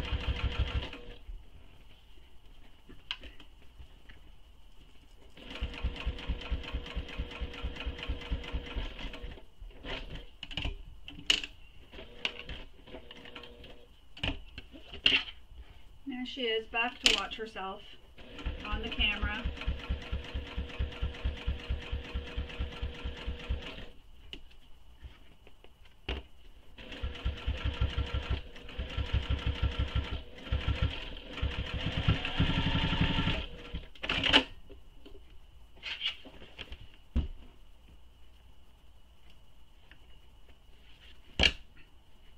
Trim your threads. Remove any of the pins that are remaining. Now we're going to fold the bag so that the wing can be folded and pressed into place. And you're folding the wing around the divider so that it'll nest inside the wing. And I'm going to zip my zipper out of the way. So this zipper divider, so you pull it up. Buddy's in the way a little bit. Pull it up, take your wing, and get it into the center. And you'll know you're getting it in the center because you can check both sides of the wing and make sure it's even on both sides of the divided zippered pocket, or zippered divided pocket.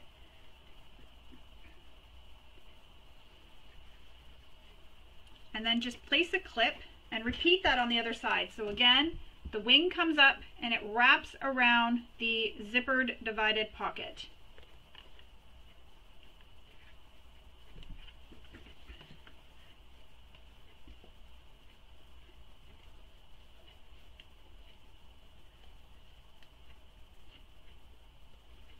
And I'm just going to clip the rest of the way down the zippered divided pocket.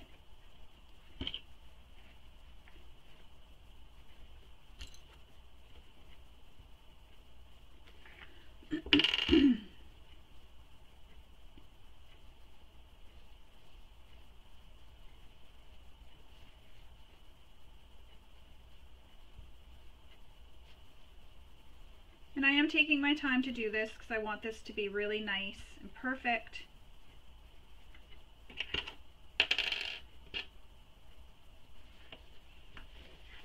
And I want it to be the same on both sides. And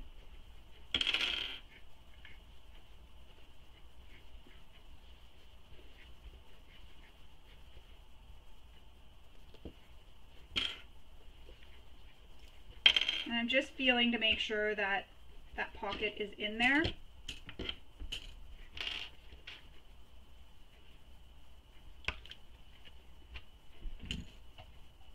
Now we're going to stitch these into place from the top, going down the bottom and getting as close as you can under here, down here at the bottom. You don't have to go right to the end, just as close as you can to the bottom. And if you are concerned about stitching because maybe there's a lot of bulk or whatever, you can go ahead and use a rivet up here instead. So I'm going to go ahead and stitch.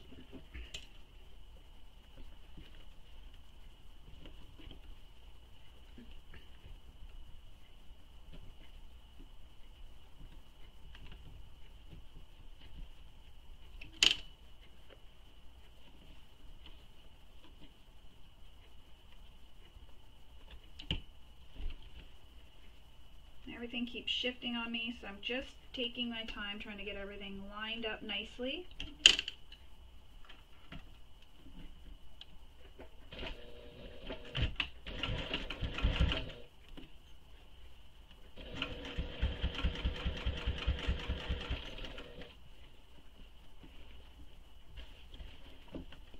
And you can stitch and even go back and add a rivet if you want, so that you have a little bit of decorative rivet there.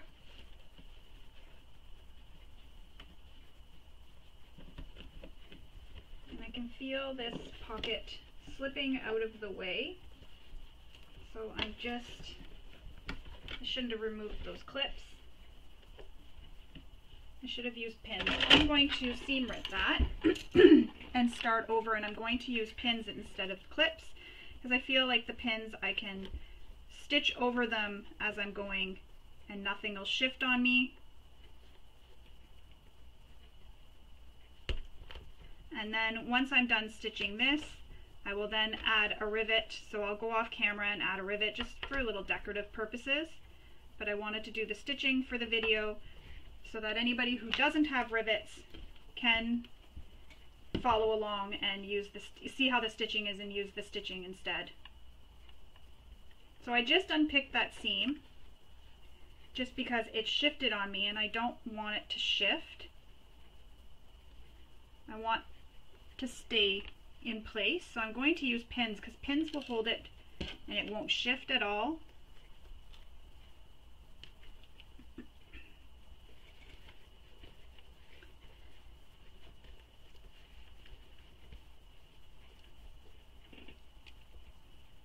So just a couple of pins that'll hold it in place, and I'm going to use pins on the other side here, and then I'll remove the clips. The clips aren't necessary if there's pins there.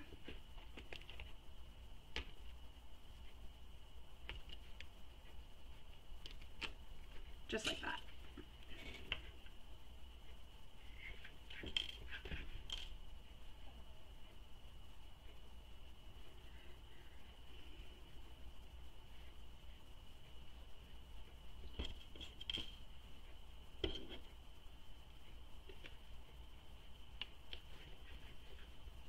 I'm probably being really picky about this, more than I should be. Alright, so again, stitching this.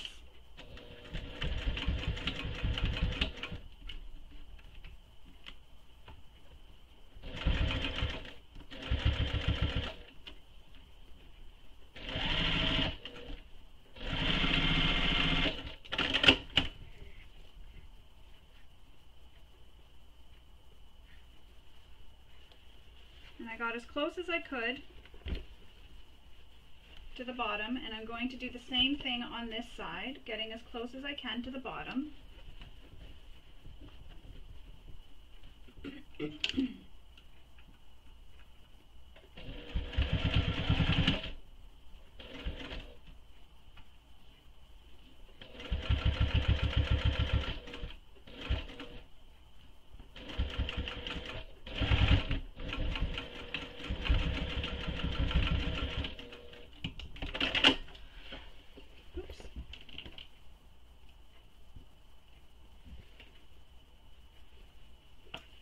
And there you have it. That's how it'll look when it's stitched. So I'm going to go add a rivet to the sides here, just for some decorative purpose, and then I'll come back and we will finish stitching our bag together. So there it is. That's how it looks when the rivets are attached and I've sewn. Now we need to bring the back of the bag up to meet the wing. So I'm just going to fold it up and I'm going to flatten it just like that and clip it all the way up. So I flattened it down at the bottom corner here so that I get a nice flat corner, and I'm pinning it all the way up.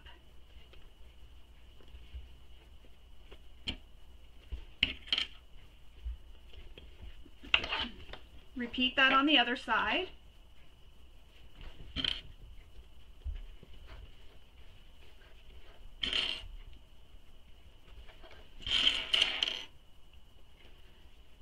And you're going to stitch this in place using the seam allowance given in the pattern.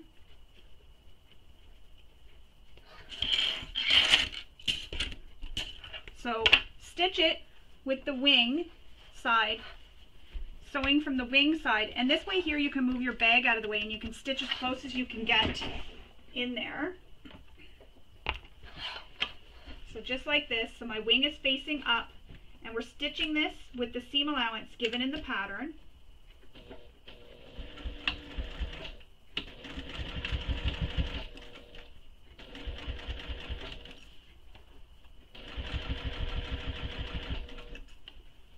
And just take your time, go slow.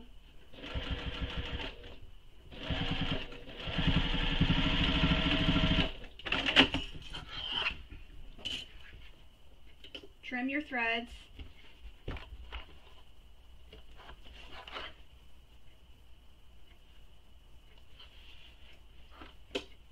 And then repeat that for the other side. And I'm just adjusting just to make sure that everything is good.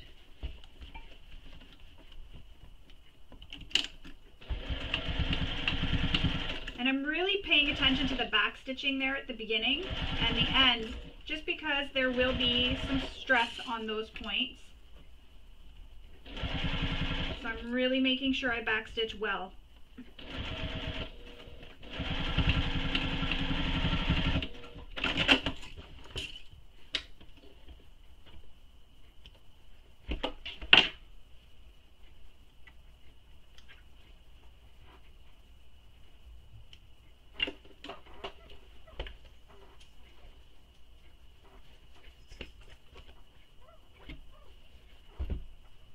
And there it is, that's stitched so far.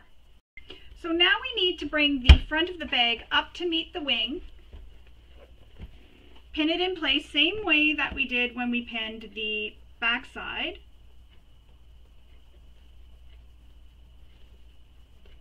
And I'm using pins here just so that nothing shifts on me, and I'm kind of moving that piece that's inside underneath this all out of the way.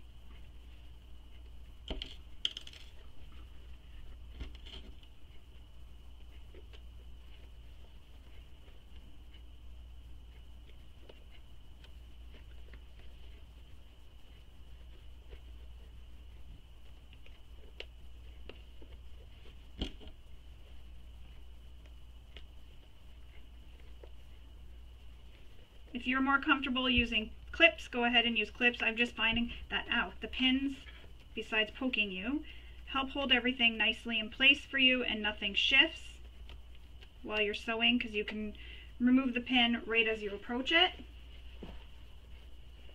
Just be careful with poking yourself, as I just showed.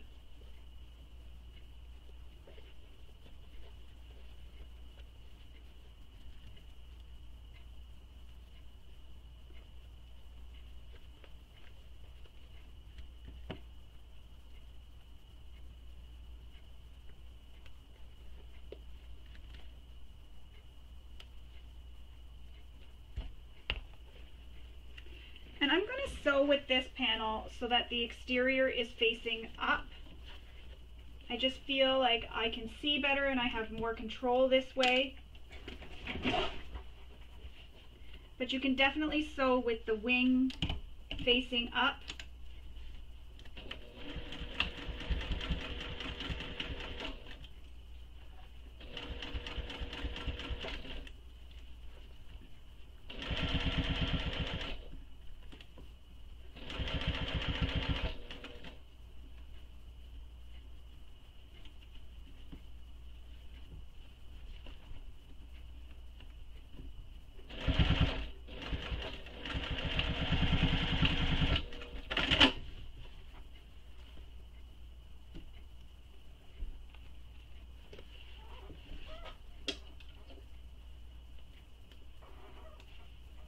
Trim all your threads.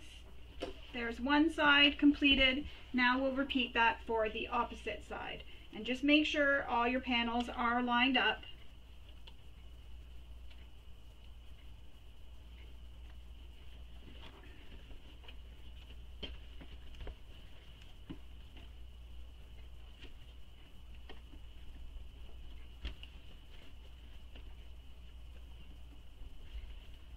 And I'm going to make a mark where that top of that panel is, so I know where to start and stop,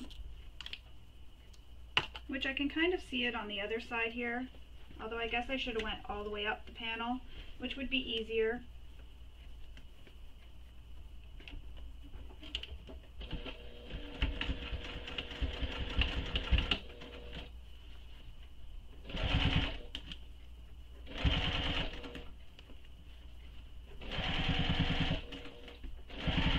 Just removing the pins as I approach them.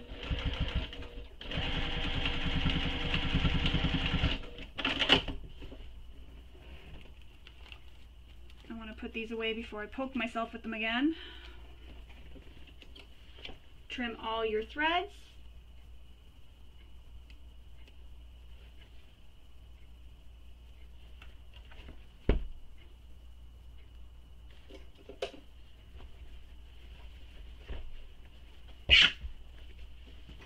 There it is. That's how it's looking so far when we fold our flap down. One flap and then the other flap, just like that.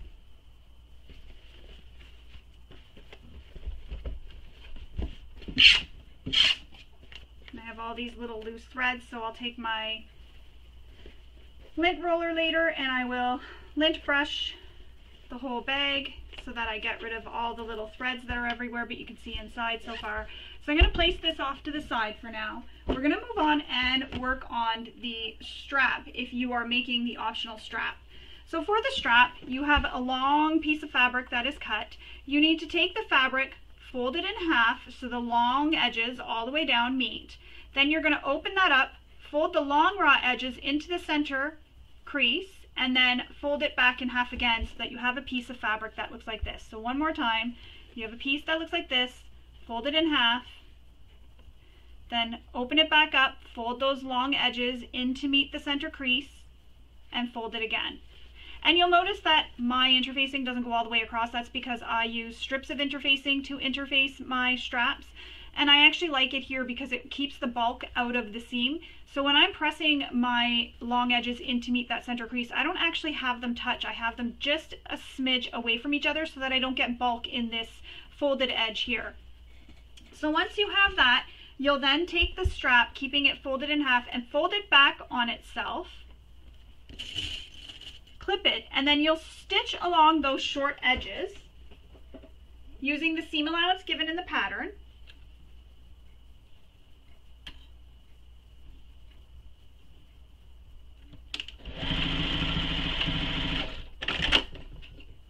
And I have a different method for doing the strap, which I will link to below in the description so that you can easily find it.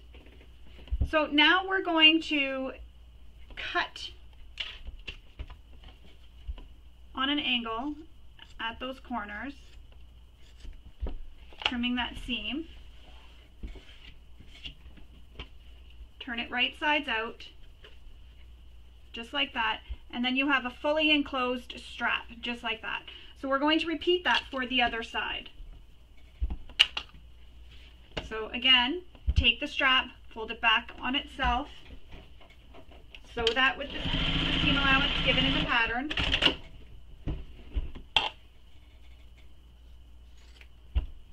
Trim the edge, turn it right sides out. I use my turning tool to poke out my strap. And there you have it. And now what I'm going to do is I'm going to pin my strap all the way down just to help hold it in place. And if you want to prevent shifting or twisting, of your strap, where the side you start stitching on and go all the way down, break your stitches at the other end, back stitch, and then come back up and start stitching back up at this end as well. And that'll prevent your strap from twisting as you're sewing it. I don't find that often happens with straps only when I use materials such as cork or vinyl. I don't find I get it so much with the cotton strap, but I also like to press my cotton strap after I make it. I'll often go and press it, and I think that probably helps as well, to giving it a good press. I don't usually do that on video tutorials just because of time, but when I'm making a bag just for myself, not on camera, I'll go and I'll press it after I sew it. That's only if I'm using cotton.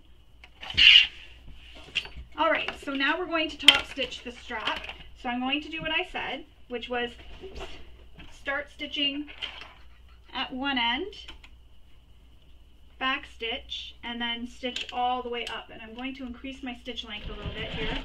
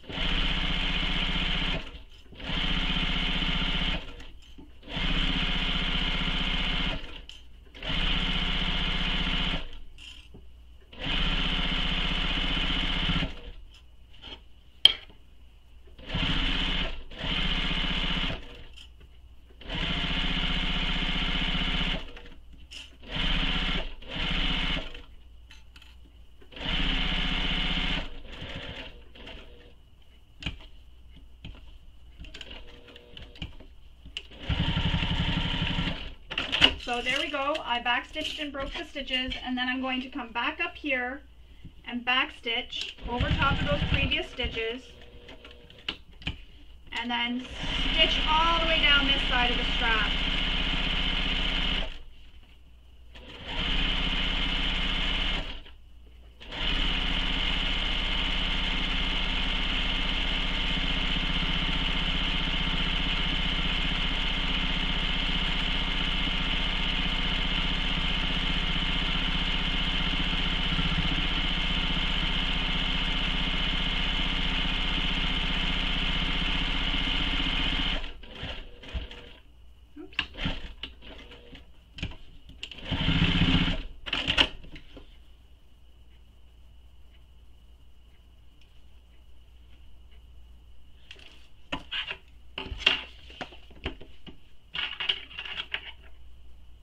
Cut all your threads off.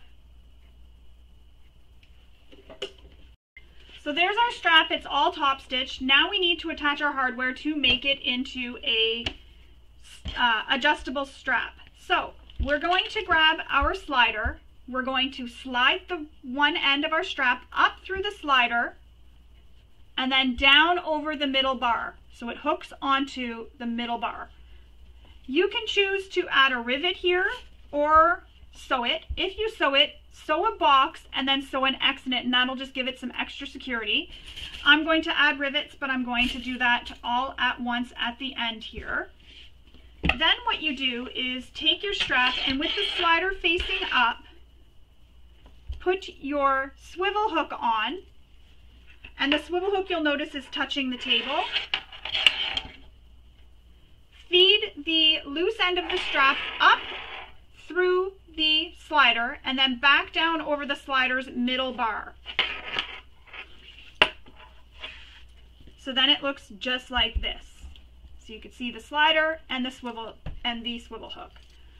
Now lay that down again where your slider is facing up. Take your swivel hook and placing the swivel hook against the table, just like that, slide the loose end of your swivel hook onto your strap. So now the swivel hook part is here, is facing up. And then fold the loose end of the strap over the swivel hook. Again, you can add a rivet or you can sew this. And there is a measurement for how far this goes. So I am going to go off camera and attach my rivets, and then I will come back and we will finish. So there you have it. I used rivets for my strap. You could definitely do as I had mentioned, which was sew a box and then sew an X, or use rivets to attach your strap. Now that's all left to do is put the strap onto the bag, close it all up. This is where you see if your magnetic snaps line up. And there it is. Your captivating clutch is completed. I hope you enjoyed sewing along with me and maybe picked up a few tips and tricks along the way. I'm looking forward to seeing all your captivating clutches posted on social media. I hope you all have a wonderful day. Thanks for sewing along with me. Bye.